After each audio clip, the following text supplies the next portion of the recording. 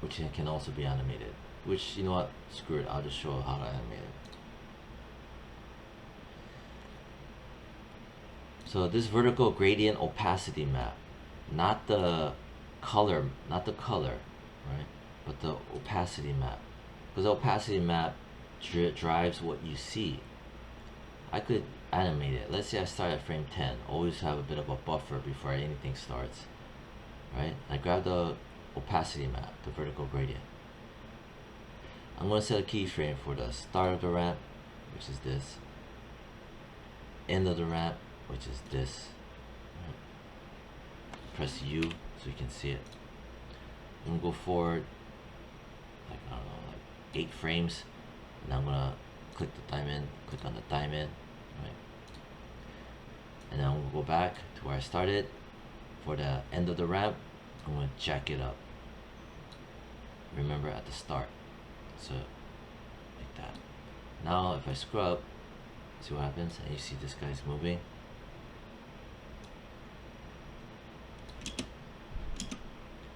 Grab both of it. Blah, blah, blah. Remember, what's being driven is not the color, it's the opacity, because that determines what you see.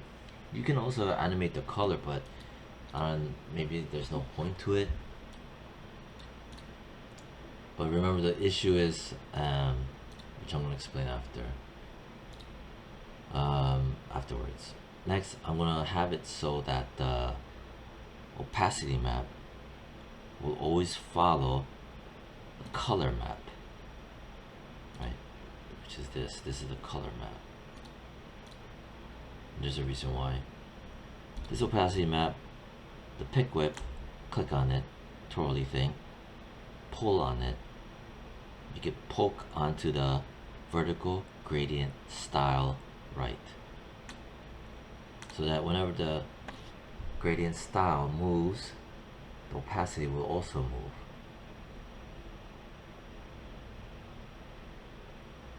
Or, I mean, what you could also do is literally just grab something more simple, you know, like say, I'm gonna undo it.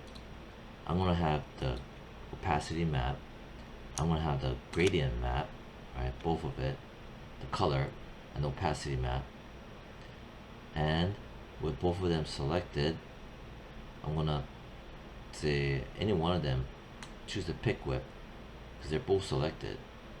So I can just click on the pick whip for, which would be for both of them, and have it poke onto the style B, which is him. Now this, see, but you see how, you see this weird behavior, and you see how this behavior, that's because of these,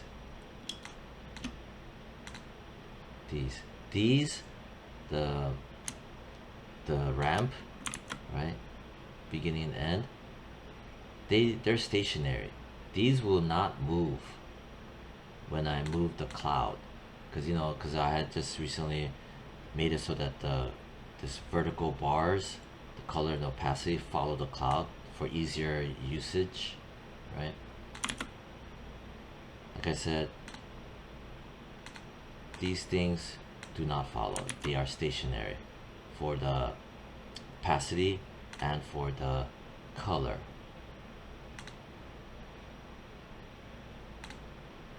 See, here it is over here. I'll type in 960. That's the only catch. So you just have to be aware of it when it misbehaves. Yeah.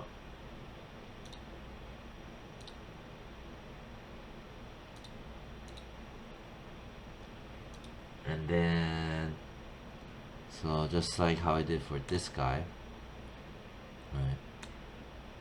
See how weird it's behaving. So just something to be aware of.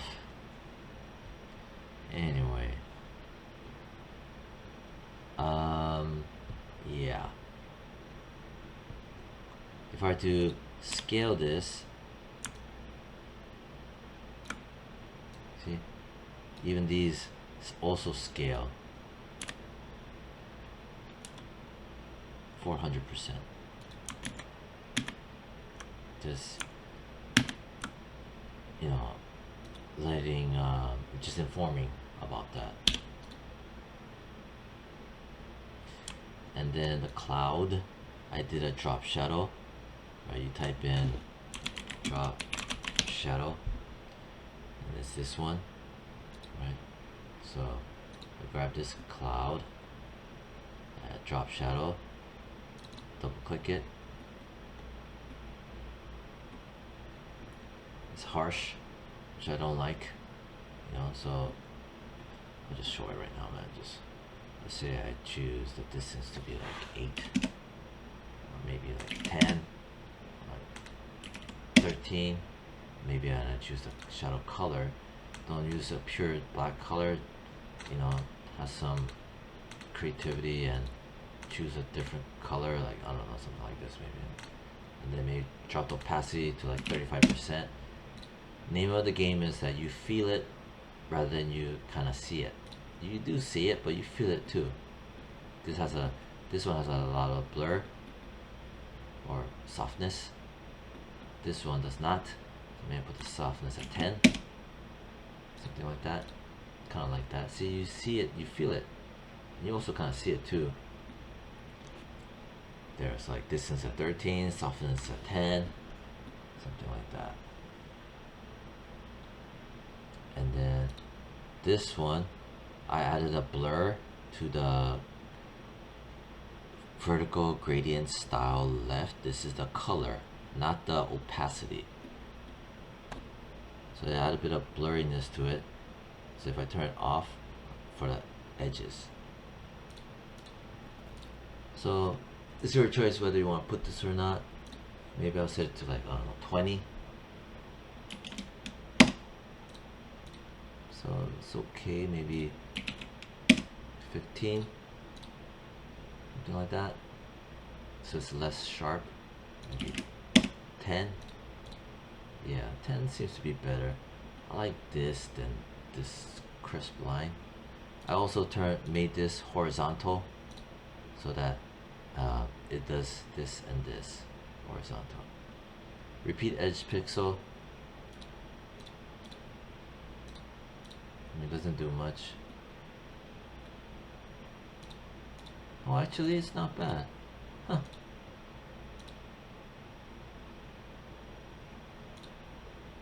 Yeah.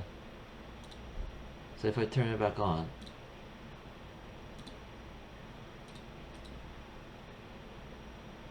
interesting. I like that. It's just noticeable. You feel it. See?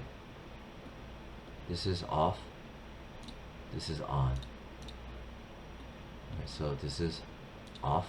See how sharp, razor sharp if you turn it on. Subtle, very subtle. That's meaning the repeat edge pixel's been turned on right now, and it's set to horizontal. Blurriness at 10. Subtle little treatment. So all that stuff, what I can do is grab the Gaussian blur, copy it, grab the gradient ramp for the vertical gradient style, Control V, paste it. Boom. So it works fast. Not bad. This one, I kind of like the drop shadow. I'm gonna put it onto him. It changes.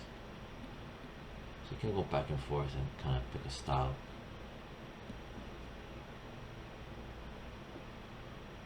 These water droplets, right? A, B, and C. They're drop. Why are they 104%? Interesting. Whatever. So that's how you do that. And then I also, you know what? I'll just show that. Or so A, B, and C. Right. A. I'm gonna dump it. I don't know, right around here. Doesn't matter. Scale it down.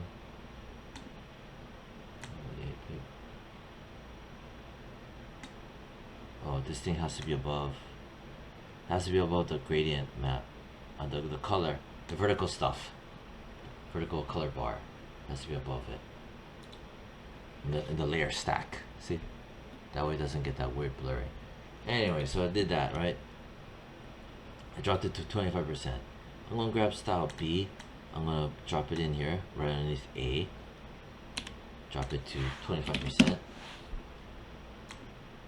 And put it here maybe. Grab C, dump it in. Press S for scale, drop it to 25%. Dump it around here maybe. I don't know, something like that.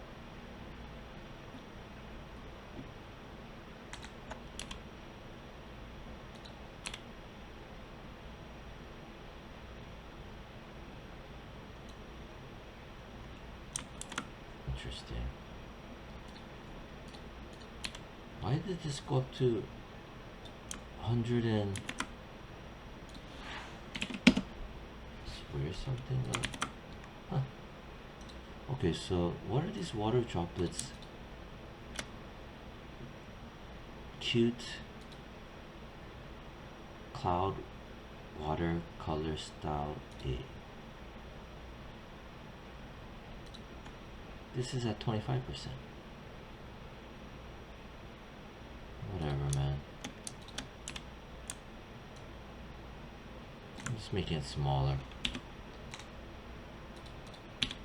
Whatever. So I'm gonna grab this, this, and this. I'm gonna just have it follow, be a slave to this cloud. All those are selected. Parent and link.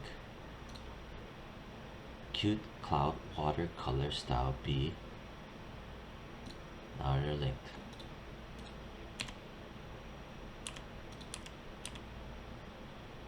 Okay, and if you notice, now it's set to 100%, whereas originally it was like much smaller. This 100%, it changed from what I remember because it's taking on, because it's following this guy.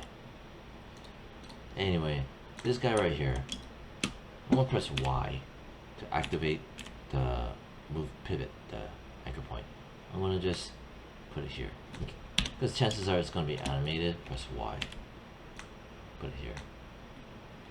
Grab this, put it here. Press V as in Victor to get out of it so I can animate it. And so that's how you set that up. And then this one too.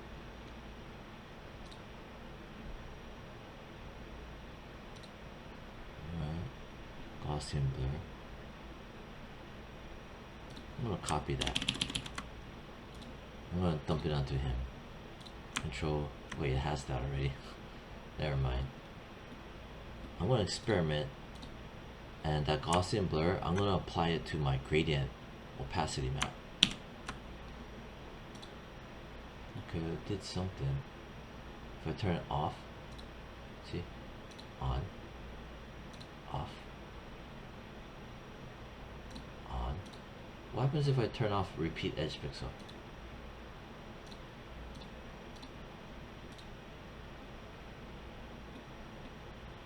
Nah, I don't like it.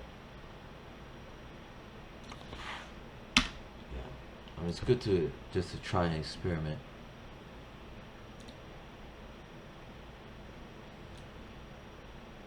And it's animated. I've animated the opacity gradient. See, it'll be fun. Then I can freaking animate these guys too, right? So as this goes down,